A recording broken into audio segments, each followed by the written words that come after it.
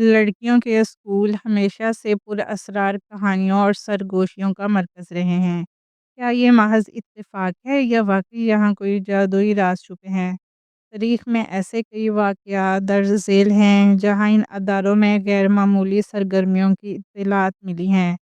19ویں صدی میں فاکس سٹرز نے دعویٰ کیا تھا کہ وہ روحوں سے بات کر سکتی ہیں اور ان کا اسکول روحانی سرگرمیوں کا مرکز بن گیا تھا۔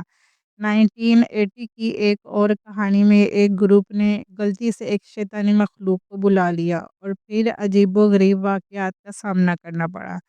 کچھ لوگ مانتے ہیں کہ لڑکیوں کے اسکولوں میں جادو اور روحانیات کے لیے ایک خاص کشش ہوتی ہے۔ شاید اس کی وجہ سخت سماجی دباؤ، آزاد ہونے کی خواہش یا پھر ایک ساتھ مل کر کسی پوشیدہ طاقت کو دریافت کرنے کی کوشش ہو۔ تو کیا واقعی لڑکیوں کے اسکول جادوئی رازوں کے گڑھ ہوتے ہیں یا یہ سب محض کہانیاں ہیں؟